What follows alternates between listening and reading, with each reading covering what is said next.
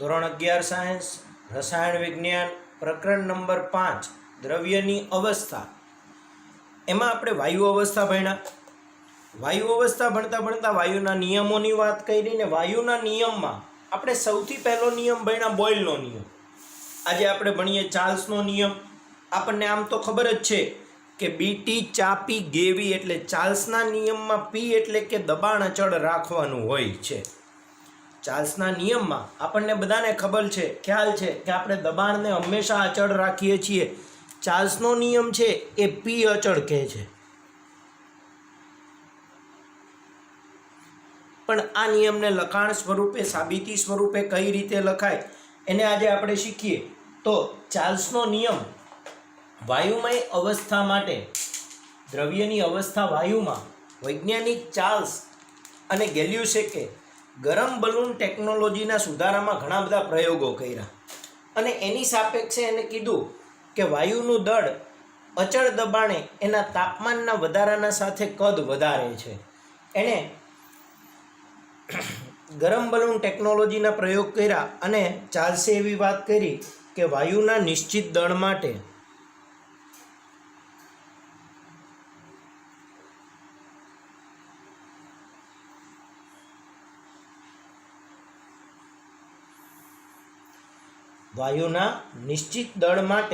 અચળ દબાણે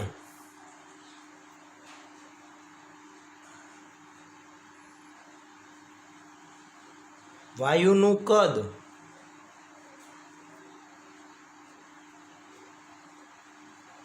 તેના તાપમાનના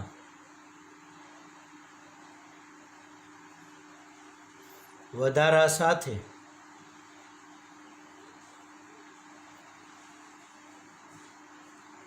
વધે છે. શું કીધું કે નિશ્ચિત દળ એટલે કે આપણે દળ એ નિશ્ચિત લઈ લઈએ, દબાણ અચળ લઈ લઈએ તો વાયુનું કદ વી એના તાપમાન ટીના વધારા સાથે વધે છે. એટલે કે વી ચલે છે ટી, એવું આપણે કહી શકીએ છીએ. ઠંડો પાડતા કદ ઘટે છે, તાપમાનના વધારા સાથે વધે છે અને ઠંડો પાડતા કદ ઘટે છે. તેને શોધ્યું કે તાપમાનના પ્રત્યેક 1 અંશના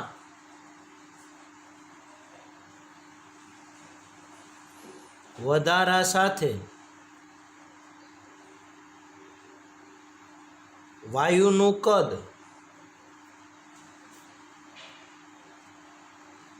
તેના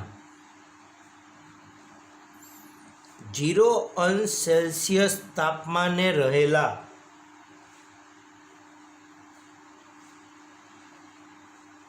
મૂળ કદના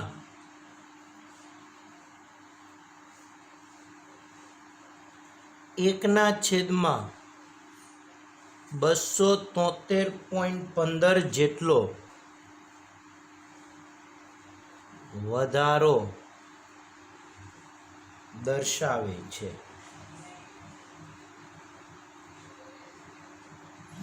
એને એવું કીધું કે કોઈ પણ વાયુ હોય અને એના પ્રત્યેક અંશ સેલ્સિયસના વધારા સાથે વાયુનું કદ તેના 0 અંશ સેલ્સિયસ તાપમાને રહેલા વાયુનું જે મૂળ કદ છે એને આપણે V0 કહીશું, એના 1/273.15 જેટલો વધારો દર્શાવે છે. અને આના ઉપરથી આપણે એવું લખીએ કે જો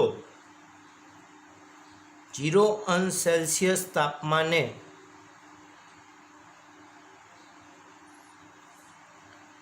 વાયુનું કદ V0 તથા T અંશ સેલ્સિયસ તાપમાને વાયુનું કદ VT હોય તો આપણે એવું કહી શકીએ કે V of T એટલે T અંશ સેલ્સિયસ એ વાયુનું કદ, એના 0 અંશ સેલ્સિયસનું કદ એટલે V0 વત્તા T અંશ સેલ્સિયસ જેટલું વધાર્યું એટલે T ગુણ્યા V0 ના છેદમાં 273.15. સમજો, માનો કે આપણે એવું કહીએ કે વાયુ છે એ આપણે 25°C વધારે ગરમ કર્યો છે, 0°C બદલે 25°C રાખ્યો છે, તો 0°C વાયુનું કદ 0°C તાપમાને વાયુનું કદ આપણે V0 લઈ લઈએ. હવે 25°C તાપમાને વાયુનું કદ આપણે VT દર્શાવીએ તો ખરેખર તાપમાનમાં વધારો કેટલો કર્યો? આ બે ઉપરથી એવું કહી શકીએ કે તાપમાનમાં જે આપણે વધારો કર્યો એ તાપમાનમાં થતો વધારો એ 25°C છે. હવે પ્રત્યેક °C 1° વધારીએ ત્યારે કદમાં વધારો V0/273.15 જેટલો થાય. આ કઈ રીતે આવ્યો એને સમજાવું, પણ પહેલાં આટલું સમજી લઈએ. તો હવે 1° વધારો તો આટલું, તો 25° વધારે તો કદમાં થતો વધારો કેટલો થાય? તો 25 ગુણ્યા V0/273.15 જેટલો વધારો થાય. હવે આપણે અહીંયા 25°C બદલે આ પ્રમાણે જોવા જઈએ તો T°C, તો T°C ત્યારે કદમાં વધારો કેટલો લખાય? તો T ગુણ્યા V0/273.15. તો હવે આટલો તો વધારો થયો, હતું કેટલું? તો કે V0, એટલે T°C તાપમાને કુલ કદ V0 વત્તા T ગુણ્યા V0/273.15 થાય. હવે સમજો આ ખરેખર કઈ રીતે આવ્યું. તો વાયુના કદ વિરુદ્ધ તાપમાનનો આલેખ દોરવામાં આવ્યો હતો.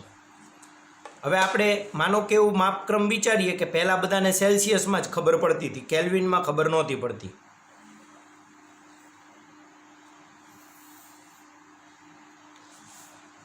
અને આ તાપમાન વિરુદ્ધ કદનો આલેખ દોરીએ. સમજો આપણે આ એક્સ અક્ષ ઉપર તાપમાન કેપિટલ T રાખીએ અને આ વાય અક્ષ ઉપર વાયુનું કદ V લઈએ. હવે આ 0° તાપમાન છે અને ખાસ ધ્યાન રાખીએ, સમજીએ. હવે જુદા જુદા વાયુ માટે આપણે એના તાપમાન વિરુદ્ધ કદનો આલેખ દોર્યો તો વૈજ્ઞાનિકને ખાસ ખ્યાલ આવ્યો કે ભાઈ તાપમાન વિરુદ્ધ કદનો આલેખ કઈ રીતે ચલન પામે છે. તો માનો કે એને હાઇડ્રોજન માટે 0° તાપમાને કદ માપ્યું તો આટલું હતું, પછી તાપમાન ઘટાડે તો કદ ઘટે ને તાપમાન વધારે તો કદ વધે.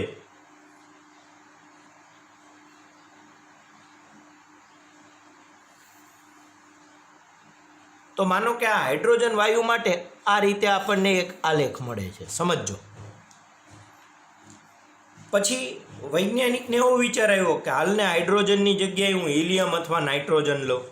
તો એને નાઇટ્રોજનનું 0° તાપમાને કદ જોયું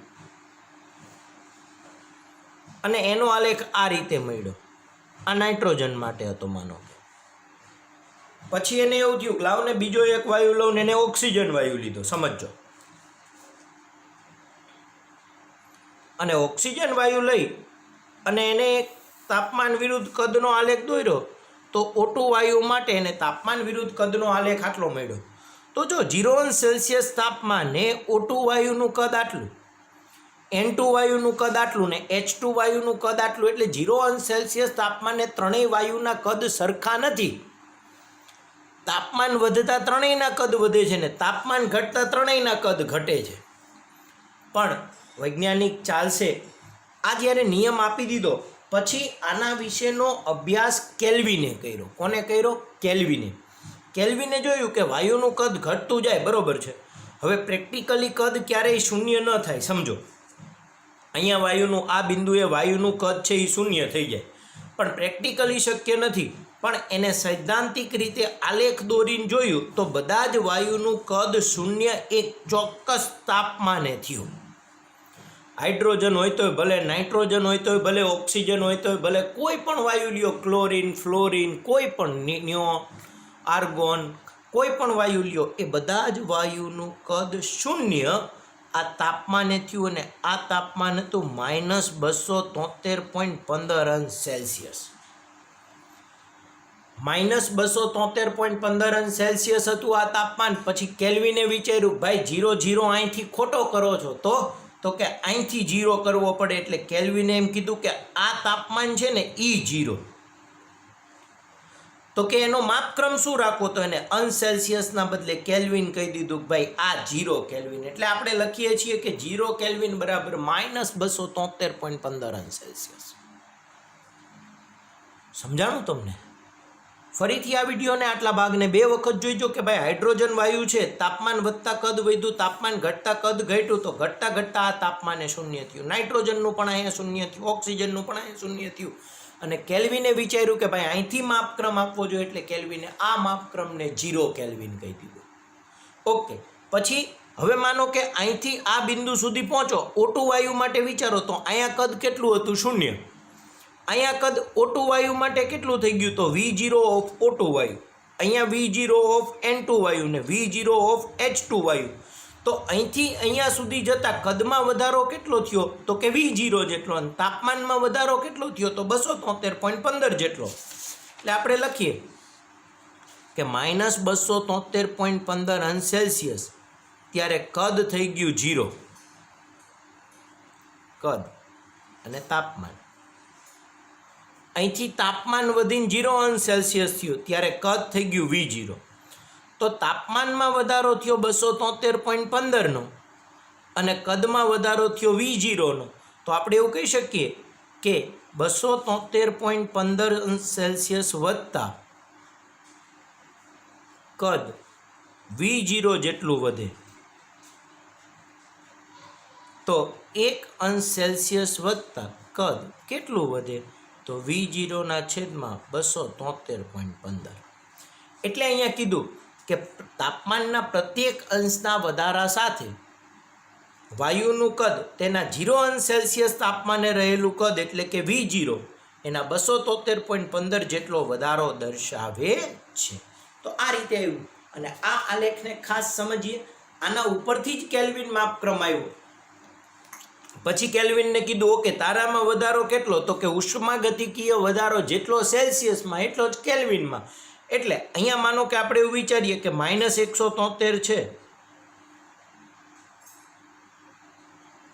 આ -273 થી -173 આવો તો કેલ્વિનમાં 0 થી કેટલા? તો કે 100 કેલ્વિન.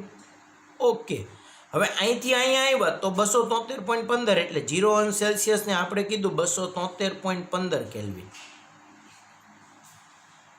એમ કરી અને આપણે વધારો એક સરખો દર્શાવવામાં આવ્યો અને આ રીતે કેલ્વિન માપક્રમનો ઉદ્ભવ થયો. આ રીતે કેલ્વિન માપક્રમનો ઉદ્ભવ થયો, જે આપણે ચાર્લ્સના નિયમમાં બહુ જ વ્યવસ્થિત રીતે શીખવાનો છે.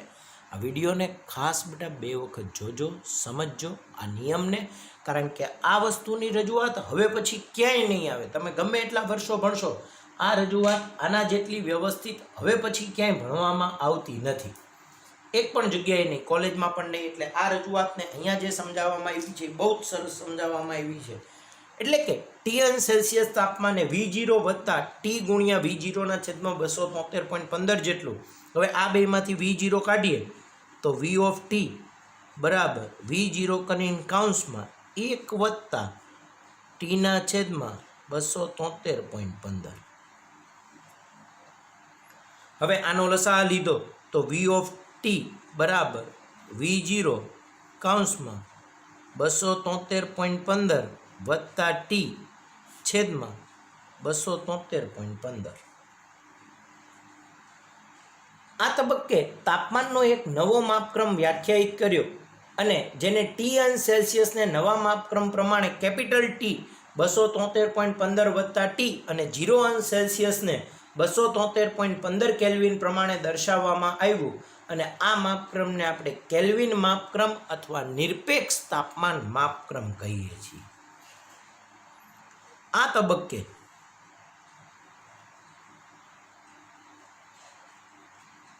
તાપમાનનો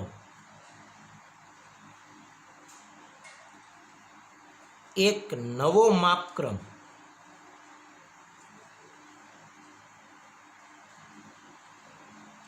દર્શાવવામાં આવ્યો.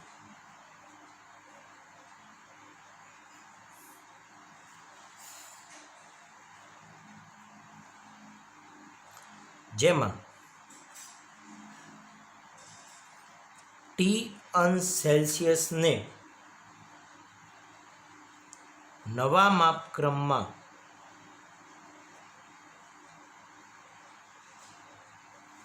કેપિટલ ટી બરાબર 273.15 વત્તા ટીથી દર્શાવવામાં આવ્યું.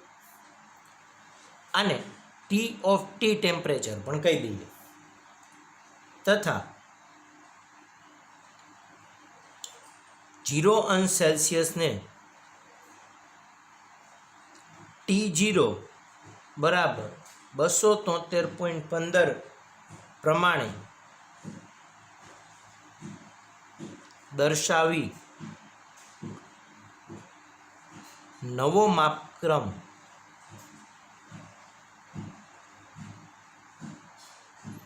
કેલ્વિન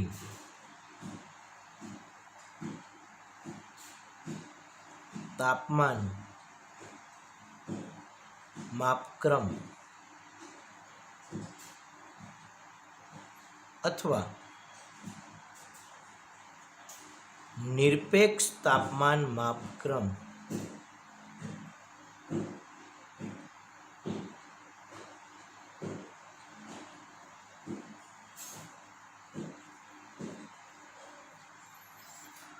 કહે છે. નવા માપક્રમને આપણે કેલ્વિન માપક્રમ અથવા નિરપેક્ષ તાપમાન માપક્રમ કહીએ છીએ. આથી સેલ્સિયસ પર 0 અંશ સેલ્સિયસને નિરપેક્ષ તાપમાન 273.15 કેલ્વિન પ્રમાણે જશે. નિરપેક્ષ માપક્રમ એટલે કે કેલ્વિન દર્શાવતી વખતે અંશની સંજ્ઞા દર્શાવાતી નથી.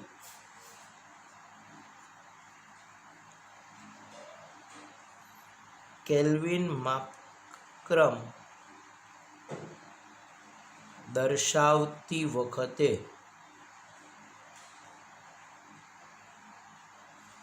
અંશની સંજ્ઞા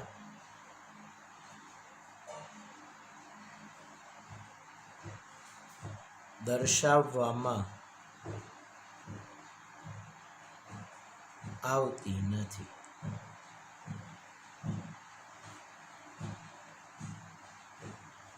અંશની સંજ્ઞા છે એ દર્શાવવામાં આવતી નથી અને કેલ્વિન માપક્રમને ઉષ્માગતિકીય માપક્રમ પણ કહે છે.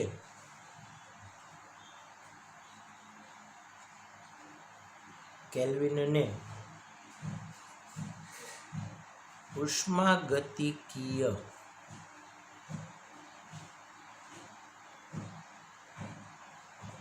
માપક્રમ પણ કહે છે. સેલ્સિયસ તાપમાનને કેલ્વિન માપક્રમના તાપમાન મેળવવા માટે 273, આથી આપણે સેલ્સિયસને કેલ્વિનમાં ફેરવવું હોય તો હંમેશા 273 માપક્રમ 273.15 ઉમેરીએ છીએ. આથી સેલ્સિયસને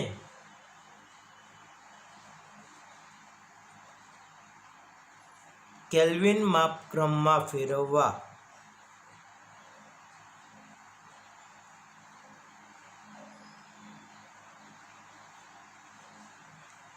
273.15 ઉમેરીએ છીએ.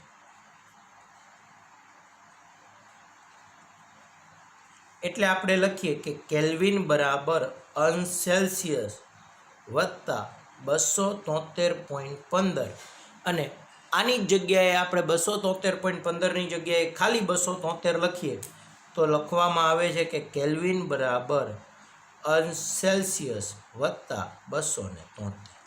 અને આનો આપણે હંમેશા દાખલા ગણવા માટે આગળ ઉપર બધી જગ્યાએ આ વસ્તુના માપક્રમમાં ફેરવવા માટે આ સૂત્રનો ઉપયોગ કરીએ છીએ. હવે આને આપણે સમીકરણ 1 કહી દઈએ. તો સમીકરણ 1માં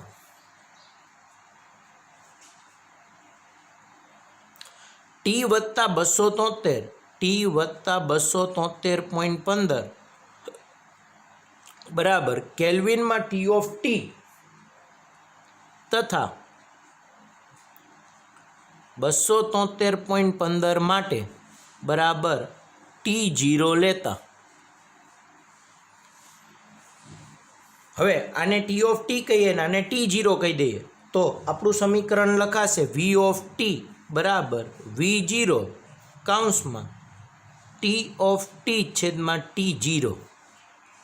હવે આની સાપેક્ષે V ઓફ ટીના છેદમાં T ઓફ ટી અથવા V ઓફ ટીના છેદમાં T0 માટે લખાય કે V ઓફ ટીના છેદમાં V0 બરાબર T ઓફ ટીના છેદમાં T0. તો તમે જો V ચલે છે T એવું લખી શકાય. આ જ સમીકરણ પ્રમાણે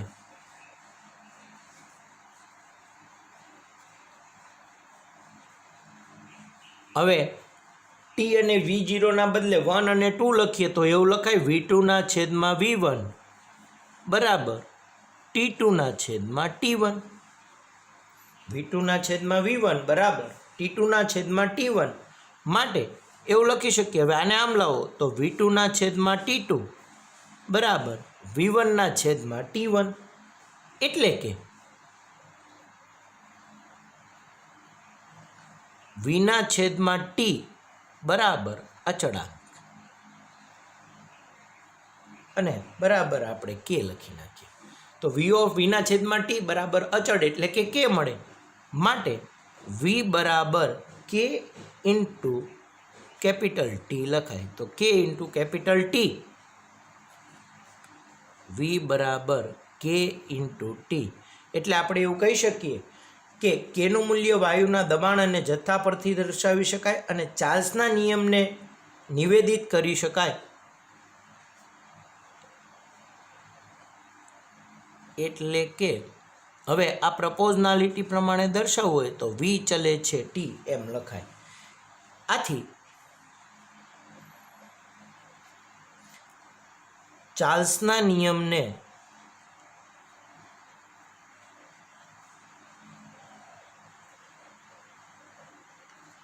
નિવેદિત કરી શકાય કે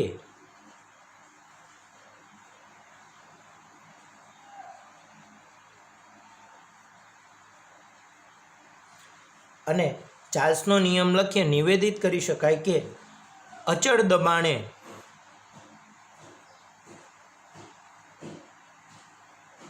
નિશ્ચિત જથ્થાના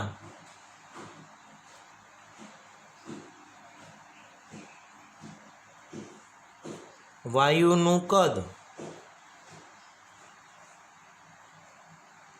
તેના નિરપેક્ષ તાપમાનના નિરપેક્ષ એટલે કેલ્વિન થયો નિરપેક્ષ તાપમાનના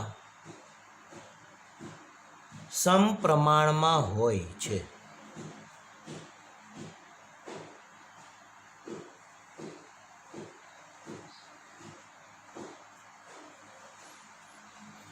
જો ચાર્લ્સનો નિયમ પૂછાય તો આપણે આટલે સુધી લખવાનો થાય.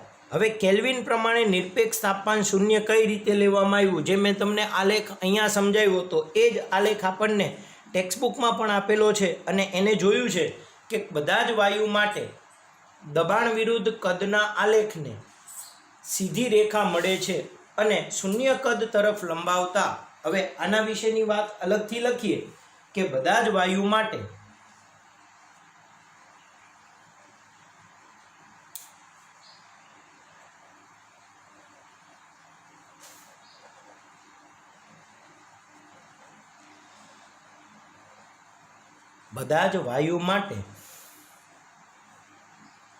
ચોક્કસ દબાણે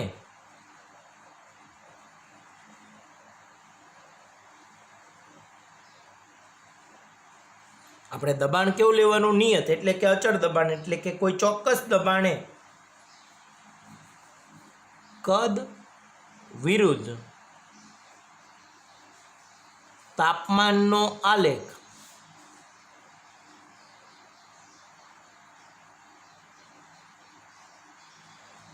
સીધી રેખા મળે છે.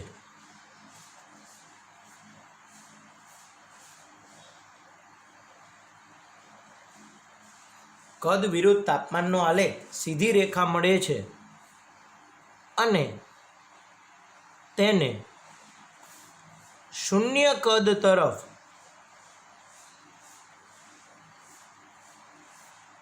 લંબાવતા દરેક રેખા તાપમાનના અક્ષને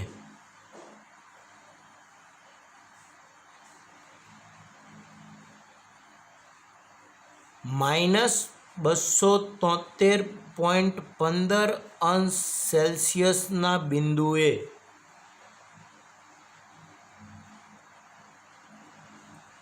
છેદે છે.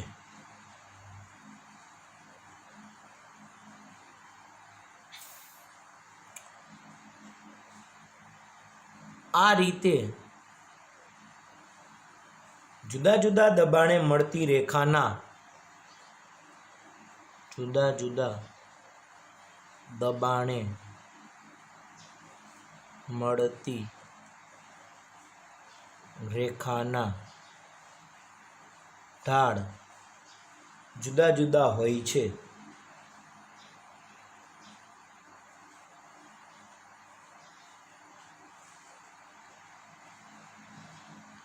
પરંતુ શૂન્ય કદે બધી જ રેખાઓ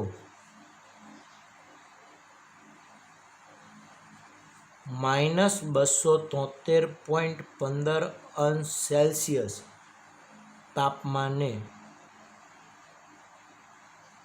મળે છે.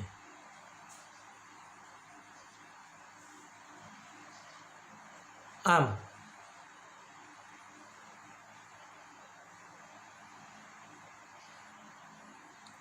કદ વિરુદ્ધ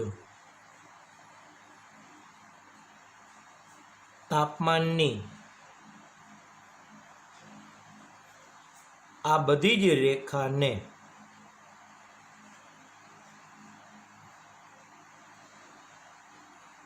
સમભાર રેખા કહે છે.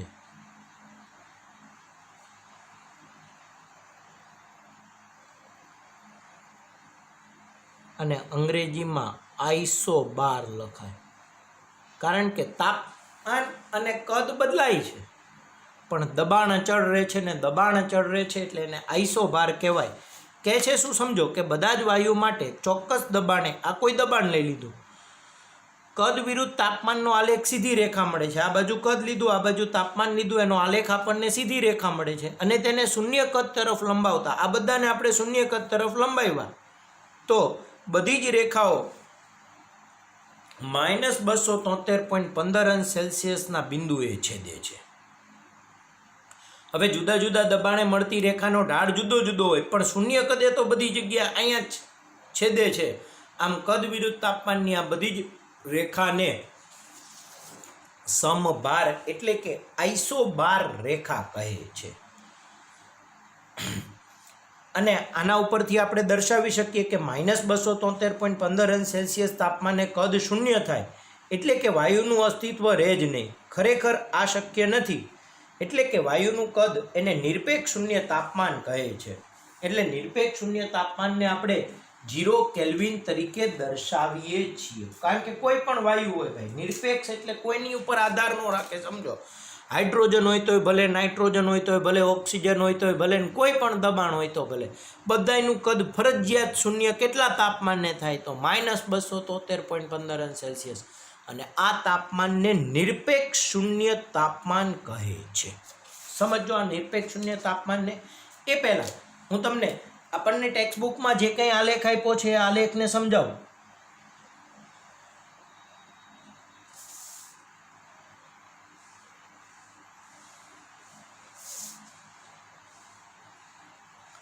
તો વાય અક્ષ ઉપર આપણને કદ V કીધું છે અને એક્સ અક્ષ ઉપર આપણને તાપમાન કહેવામાં આવેલું છે અંશ સેલ્સિયસમાં. હવે તાપમાન અંશ સેલ્સિયસમાં અહીંયા -300 અંશ સેલ્સિયસ છે, અહીંયા -200 અંશ સેલ્સિયસ છે, -100 અંશ સેલ્સિયસ છે. આ રીતે જુદા જુદા માપક્રમમાં આ 0 અંશ સેલ્સિયસ છે. આ રીતે દર્શાવવામાં આવ્યું છે. હવે કોઈ પણ જુદા જુદા દબાણની સાપેક્ષે જે રેખાઓ મળે એની વાત કરીએ તો બધી જ રેખાઓ છે એ -273.15 છે, એટલે અહીંયા શૂન્ય મળશે.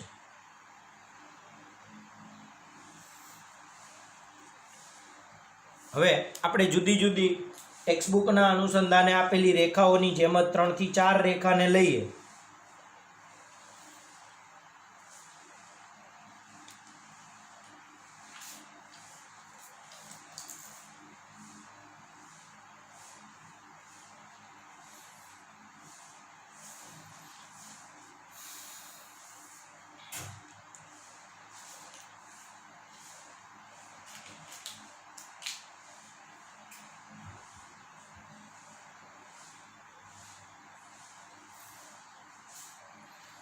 અને માનો કે આને દબાણ P1 કહીએ, આને દબાણ P2 કહીએ, આને P3 કહીએ અને આને P4 કહીએ, તો દબાણનો જો આપણે સંબંધ લેવો હોય તો આપણને ખબર છે, મેં તમને લાસ્ટ ટાઈમ પણ શીખવાડ્યું હતું બેટા, કે તમારે x અક્ષની સાથેનું ચલન લઈ લેવાનું અને y અક્ષ ઉપરનો આંતરછેદ લેવાનો, પછી જોઈ લેવાનું.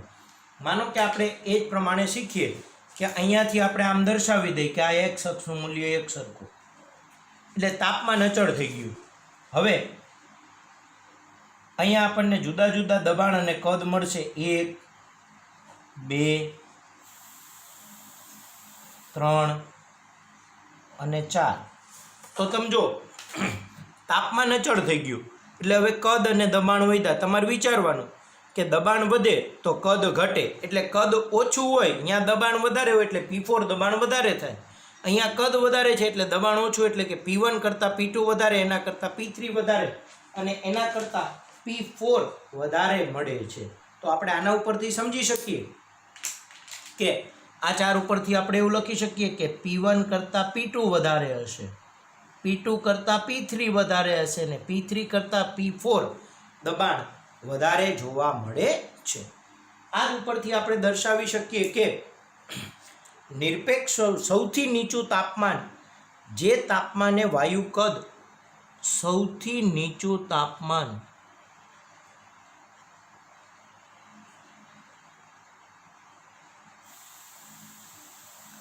જે તાપમાને વાયુ શૂન્ય કદ ધરાવે છે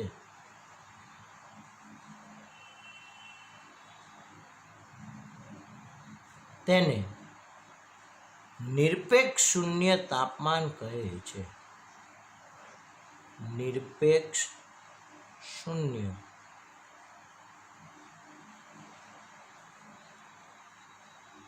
તાપમાન કહે છે. અને નિરપેક્ષ શૂન્ય તાપમાન